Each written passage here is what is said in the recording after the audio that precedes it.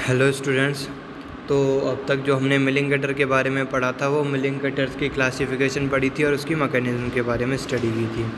अभी जो हम पढ़ेंगे वो मिलिंग कटर्स के बारे में पढ़ेंगे कि मिलिंग कटर्स कितने तरीके के होते हैं और वो किस किस तरह से ऑपरेशंस कर सकते हैं।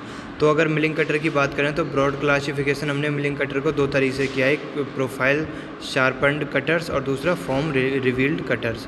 तो प्रोफाइल वाले में क्या होता है, जिस तरह के भी मटेरियल कट करता है मटेरियल को वो उस तरह के होते हैं, और जो दूसरे फॉर्म रिवील्ड होते हैं ये होते हैं जो कि हम टूल्स को भी बनाने के लिए यूज़ किए जाते हैं। एक पर्टिकुलर फॉर्म हम मिलिंग कटर को देते हैं और वही फॉर्म वही प्रोफाइल वो बना देते हैं हमारे वर्क पीस के ऊपर।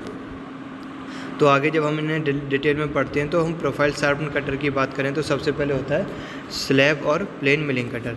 स्लैब और प्लेन मिलिंग कटर क्या हो, स्लैब और प्लेन मिलिंग कटर जो होता है वो वो एक सर्कुलर शेप का होता है, हाई स्पीड स्टील का बना होता है, जिसकी डायमीटर जो होती है वो 40 to 80 mm तक होती है और इसमें 4 से 16 तक के स्ट्रेट हेलिकल फ्लूइड्स बने होते हैं जिनकी एजेस शार्प होती हैं, शार्प एजेस के फ्लूइड्स होते हैं जो इक्विस्पेस्ड होते हैं और मटेरियल रिमूव करते जाते हैं और जॉब को फ्लैट करते जाते हैं। स्लैब के ऊपर सरफेस को वो फ्लैट कर देते हैं, कहीं भी अपर और लोअर पार्ट में कहीं भी अगर थोड़ा बहुत वेरिएशन है तो उसे फ्लैट करके सरफेस रफनेस को कम कर देते हैं, स्मूथनेस को बढ़ा देते हैं।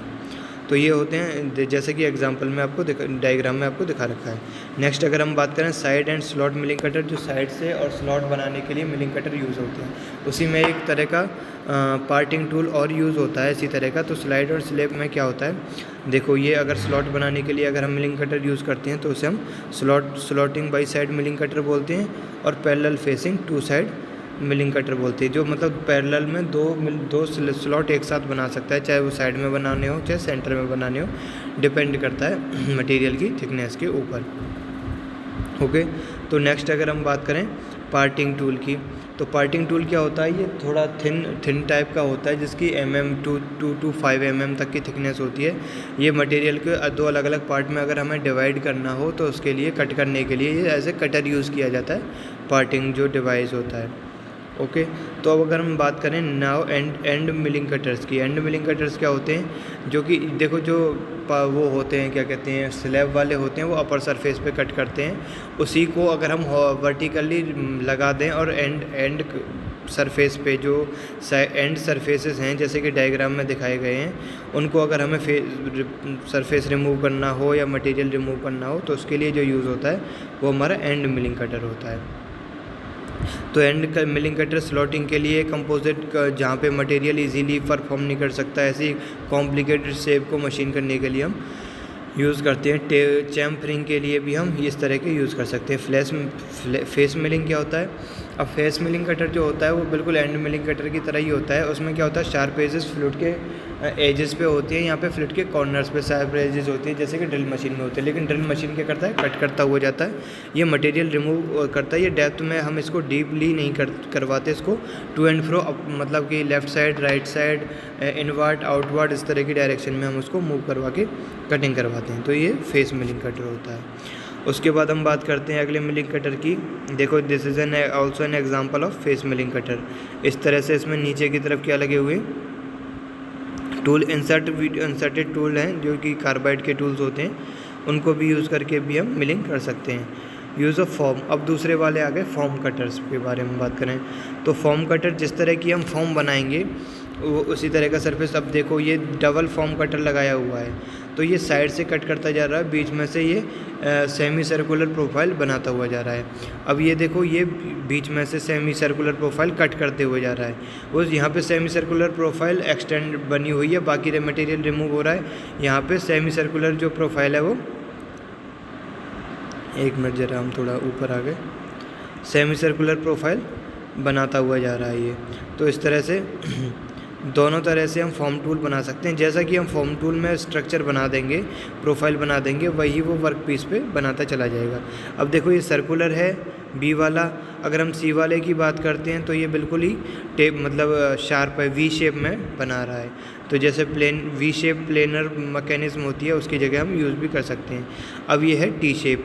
अगर हमें बीच में से टी शेप बनानी है, यानी कि ऊपर से सकरा बनाना है और अंदर से थिकनेस ज़्यादा देनी है, तो उसके लिए हम इस तरह का कटिंग टूल यूज़ कर सकते हैं। ठीक है।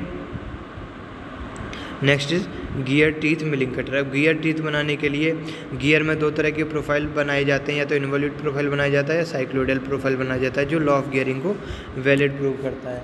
लेकिन साइक्लोइडल क्या है, वो पॉसिबल नहीं होता, उसमें क्या होता है जग्स बहुत ज़्यादा होते हैं, तो इसलिए हम इन्वॉल्यूट प्रोफाइल यूज़ करते हैं। तो इन्वॉल्यूट प्रोफाइल बनाने के लिए इन्वॉल्यूट उसी तरह से हम उसको प्रिपेयर करते हैं फॉर्म कटर को, कि वो इन्वॉल्यूट प्रोफाइल आराम से मशीन कर सके। अब जैसे ही ये करता जाता है, एक मटेरियल पूरा कट कर दिया, उसके बाद ये अपवर्ड डायरेक्शन में मूव करता है, इतने में जो नीचे से गियर होता है वो इक्वल्स टू 1 पिच मूव कर जाता है और अगेन वो दोबारा से ऊपर से आके कट कर देता है।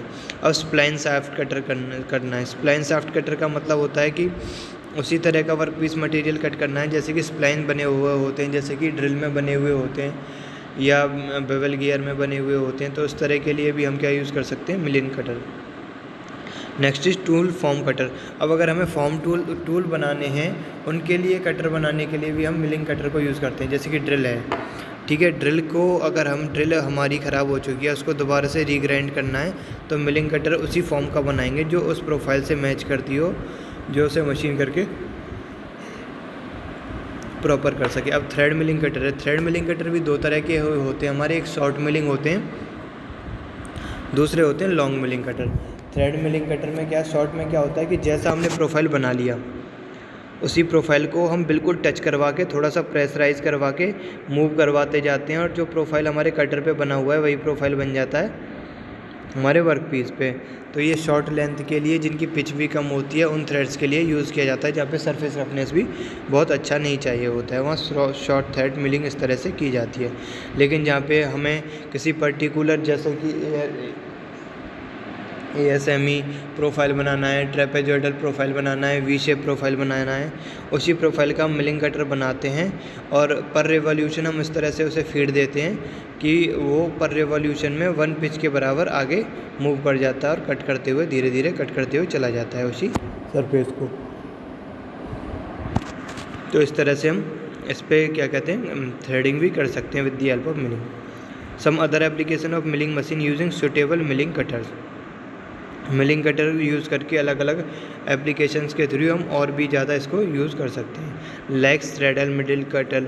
अब ये उसी तरह का है जैसे कि हमने ऊपर पढ़ा था, लेकिन इसमें डिफरेंस क्या है, इसमें कटर की थिकनेस कम है, वहाँ पे कटर की थिकनेस ज़्यादा हुआ करती थी, वहाँ स्लॉट हैवी बनाने के लिए, यहाँ वर्क मटेरियल। अब इसमें इसका फ़ायदा ये है कि ये मूवेबल होता है, इनको हम आगे पीछे करके सेट कर सकते हैं जिस थिकनेस के बराबर हमें चाहिए होता है, और उस हिसाब से हम इनको यूज़ कर सकते हैं।